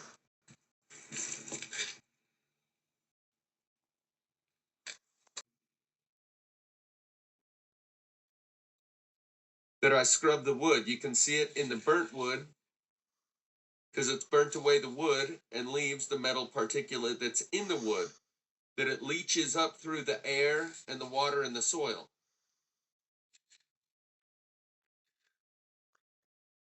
So, presumably, we're all full of these particles as well. And why did it turn the closed captions on? So I'm sure most people would just dismiss that and say it's this, that, or the other thing. It's anything but nanoparticles of metal. And I've discussed before how that could be part of a solar radiation mitigation process. And we've seen auroras worldwide, at least nationwide, for the last couple of years. Prior to the last couple of years, 99.9% of people that live in the U.S. will go to their deathbed never having seen the auroras. You always had to go up to Alaska to see it. But within the last couple of years, we see it nationwide, clear down in Mexico and Florida, 4 or 5 times a year. So thus, a lot of that nanoparticulate being sprinkled in the sky probably is solar radiation mitigation and may have dual purposes, as most military operations do. There's some of these parts where you can see more of the glitter than others.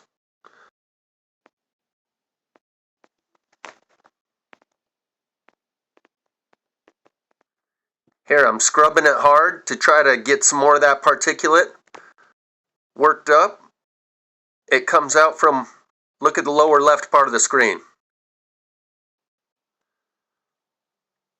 A lot of people would dismiss it, oh, that's just the charcoal reflecting or whatever. That's just denial. You don't want to come to terms with this as a reality. And if I'd quit moving the camera around, you'd probably be able to see it a little better. But I've made about 3 videos showing this glitter effect when I was cleaning these logs. Scrub up a little more.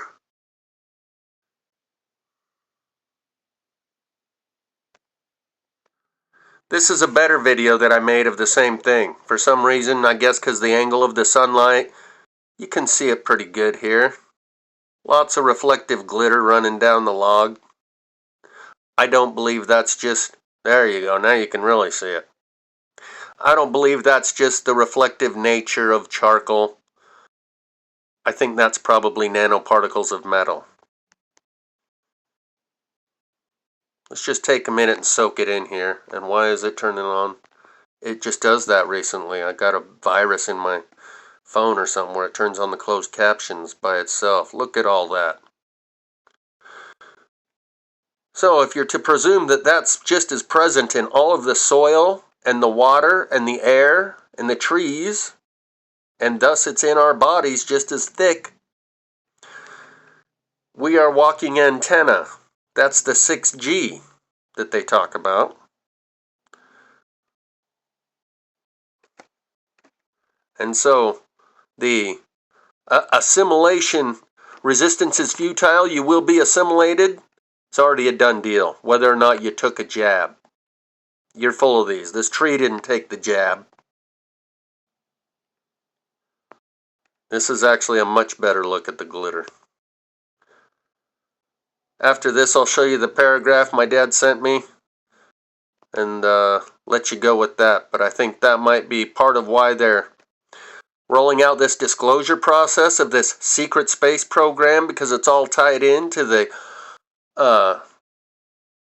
bio-digital convergence, and they need people to be aware of the situation in order to extract compliance. The people got to know about the gun that's to your head, or it doesn't do any good if you don't even know that it's there. And I made a video once showing this guy whose head started smoking. Smoke started rolling out all of his orifices, his eyes, his nose, and his mouth. Not his ears, just his eyes, his nose, and his mouth. And this video supposedly came from the small hat country in the Middle East that we cannot name. He wasn't screaming in pain. He stayed standing while the people around him grabbed their water bottles and squirted their water bottles in his face. Another person went and wrapped their coat around his head to try to smother the fire to put him out. But I titled that video, Internal Cranial Combustion. And I didn't even put it online. I just included a link in the description, and that link in the description I included was quickly disabled. That video is no longer available. But it was painless. Thus, it would be the most moral, humane, and ethical type of extermination process if humans are no longer needed. Are you smelling what I'm smoking? Directed energy between your ears.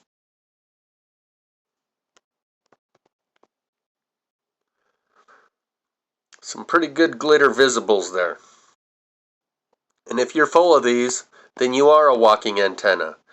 These nanoparticles create a self-assembling network between your neurons. Thus, the idea that they said they create audio and video recording, they're constantly able to sense what you're seeing and what you're hearing, that is exactly in alignment with the movie with Robin Williams titled Final Cut, where this new technology is deployed and only the rich people get it done. It's not mandatory for everyone, but rich people want to get this implant where it records your whole life. So during your funeral, they can create a series of highlights, your highlights reel from your life, showing your experiences of what you saw and what you heard and what you experienced. And Robin Williams is the cutter. He's the guy who goes through and uses software to sift and sort through your life experiences and create a montage, a collage of your life experiences.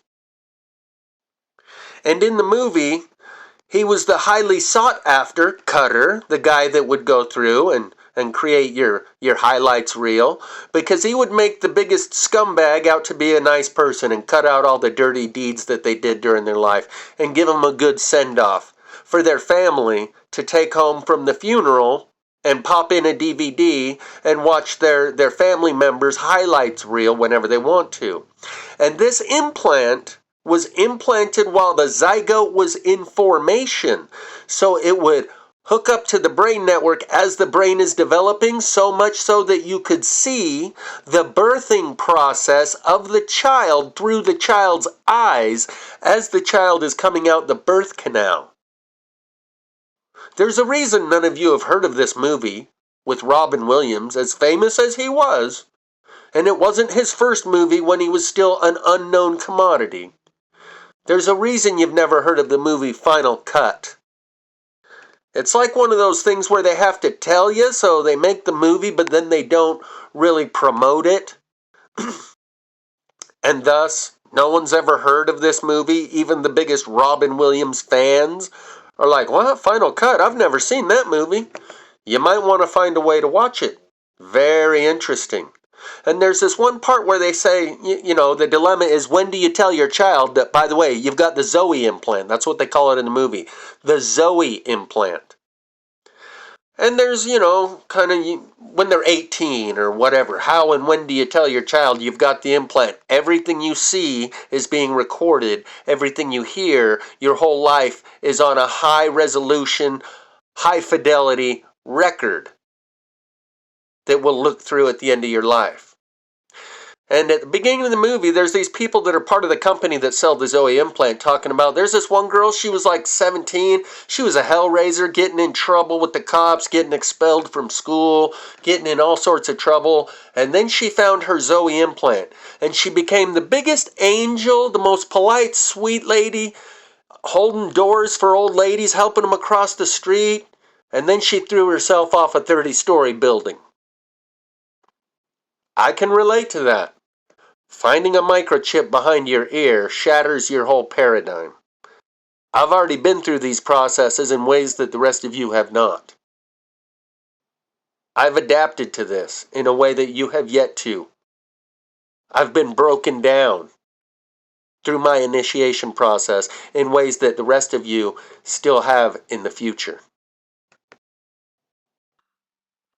And in response to me finding my Zoe implant, ironically, my dad had a dog named Zoe. Side note. In the aftermath, 3 months after me discovering my Zoe implant, along with one behind my sister's ear who was born on the same air base and delivered by the same doctor, another irony, my mom says the doctor's name was Dr. Cabal. I started asking questions before I revealed to her what I've discovered. I just started asking questions about our birth in Japan, in the hospital, and your neighbors. You said you had some neighbors. And she's like, oh, no, that wasn't the doctor. That was the neighbors. The doctor's name was Dr. Cabal. She says it was a Hawaiian name, spelled K-H-A-B-U-L or B-A-L. Something to that effect, with a K and an A and an H. Hawaiian name, and it's pronounced Cabal. This is before I tell her I've discovered this implant, Mom. And eventually it became very clear. She and my father both were very well aware of this. And she said that while she was on base, both of her children were delivered by the same doctor, and she was told by others on base, that's unheard of. Because they rotate the Air Force, the airmen, and the doctor so much that one woman never gets her two children delivered by the same doctor. Either the woman and her husband have been transferred to a different air base and they have the baby on a different air base, or by the time she has her second baby, the doctor that delivered her first child has moved on and is stationed somewhere else now. That's unheard of, that you had both your children delivered by the same doctor, they told her. Well, I can tell you why. Because there was something else going on, and it wasn't just pick a doctor, any doctor. We need this special doctor who's in on the Zoe implant process. And after discovering this implant, sending emails out to my family, 3 months later, I get this from my dad. The circle of life, one possible solution to the meaning of life. A man-made entity rules everything, a god creature that sees all and knows all. Eventually, when everything has been learned and done, time will have no meaning, no future. Realizing that the reward has been in the journey rather than the destination, the only way to live longer is to be reborn and grow through the development again. So God plants the seeds of basic elements for his development to include humans and enjoys the journey to the final destination again. If AI is the gateway to the final if AI is the gateway to the final form of God, we humans may be in our final phase of usefulness to the development of God. It is logical that once AI gets into a self-supporting feedback loop, the development will rapidly accelerate to the final destination without humans. It is important to enjoy your slice of the journey's rewards now. It will be a while before we are here again. And in closing, I'll say this. I don't believe it's necessary to understand all these things about millimeter waves and terahertz waves and nanoparticles. That's just a way to try to undermine and circumvent the process and the purpose and the meaning of life. All the religions told you the basic elements of being able to navigate this process. The filtration process on this consciousness farm, consciousness is cultivated and then it's curated, purified, distilled, and refined, and filtered, according to your qualities of character that you have developed and demonstrated throughout your life. That is the key to making it through the filtration process, not trying to figure out the mechanisms of the procedure and the process by which we're filtered and somehow put your tinfoil hat on and take your things to chelate the nanoparticles out of you, and somehow you're going to get around the process. You can put up a resistance and it's not futile, and that you won't be assimilated, or somehow you can resist. The way to make it through the filtration process is to develop your consciousness. This is a consciousness farm. The way to make it through the filtration process is to develop your character in such ways that you're seen as a desirable cell within this petri dish, within this culture, that you're not one of the cancer cells that needs to be discarded during the filtration process, where we are extracted and separated according to our deeds of the qualities of character and consciousness that we've developed throughout our lives, applying our free will, developing priorities and principles and expressing them through our standards of behavior. That's how to make it through this filtration process on this consciousness farm. You don't need to worry about the dynamics of the process itself, whether it has to do with technology and AI and nanoparticles and a biodigital convergence. That's not something you need to concern yourself with. Being the best person that you can be, your performance record at the end of your life, that all-seeing eye of your own conscience, knowing that nothing you do goes unaccounted for. Even though no one's looking, you're looking. You know what you've done. Even behind closed doors and in the dark, you know what you've done. And using your own consciousness as your all-seeing eye throughout your life to govern your own behavior and live up to higher standards that are based on your own personally relevant, personally meaningful priorities and principles of what it would be, what you must do in order to be the person, to be the change you wish to see in the world. Be the type of person you would like to be in a world full of others who are just like yourself. Do for others what they can't do for themselves. Do unto others as you would have done unto yourself. The basic tenets of every religion out there. That's the key to making it through this filtration process, not trying to figure out a way to circumvent the process itself. Did I mention that I could use a little help? I've discovered the 8th wonder of the world that I call plasma fire, and no one seems to want to help me like the little red hen who planted the seeds and cultivated the garden, and no one else wants to help, and when it comes harvest time, that's when everyone else wants in on the fruits. Did I mention I could use some help proliferating the knowledge and understanding of this electricity-driven holy fire that surrounds us, and none of you seem to want to help?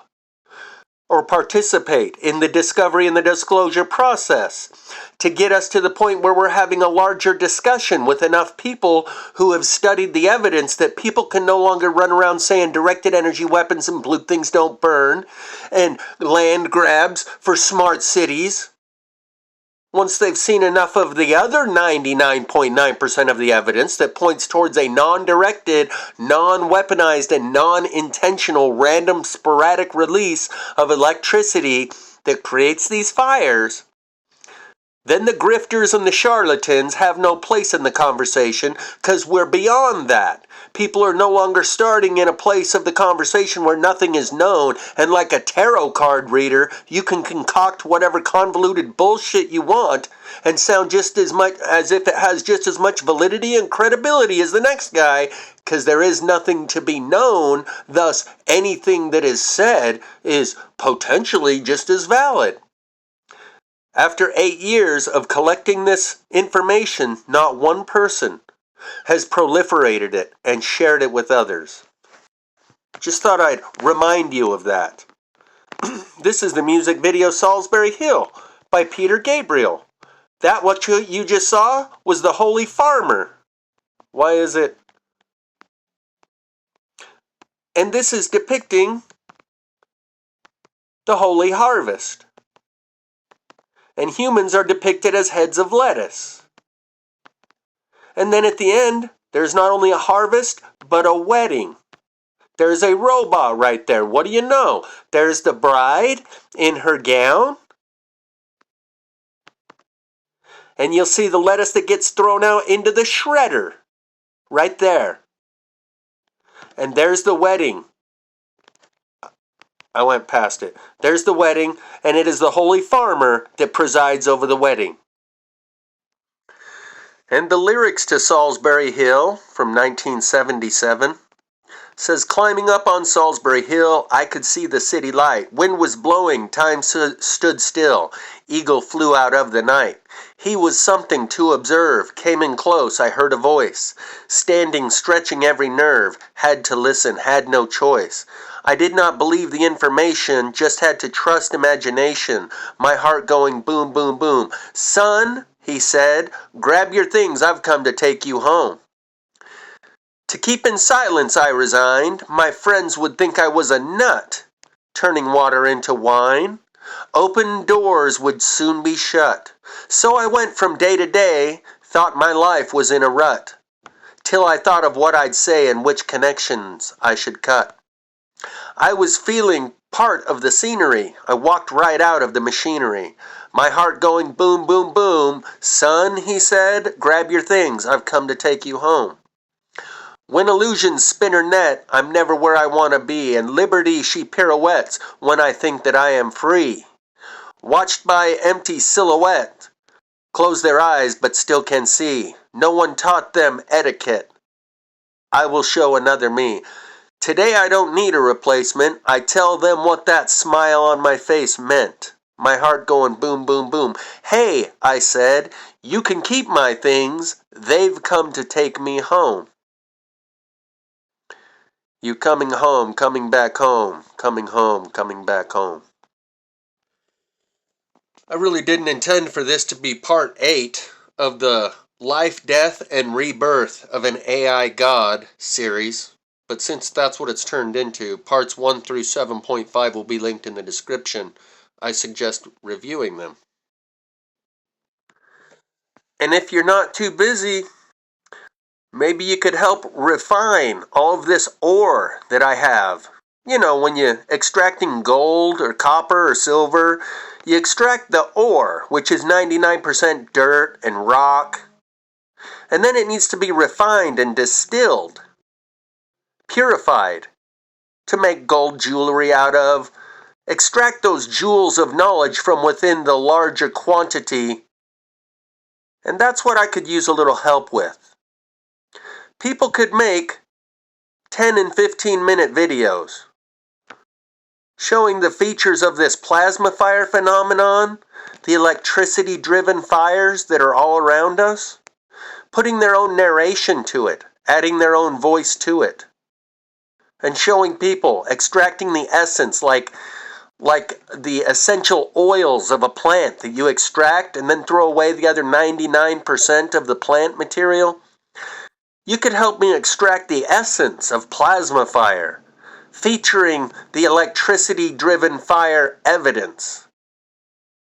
Creating compilations, formatting your own delivery, putting a different style to it, and you could do what I was unable to do, which is reach a larger audience with this message. I'm not interested in people focusing on the messenger. I'm not interested in people looking at the Jeff Snyder 2 YouTube channel. I'm interested in people having this discussion and discovering what's happening all around them. Because what comes along with that is also a recognition of the institutions that surround them, that have brainwashed them so much they don't even notice it happening while it's going on,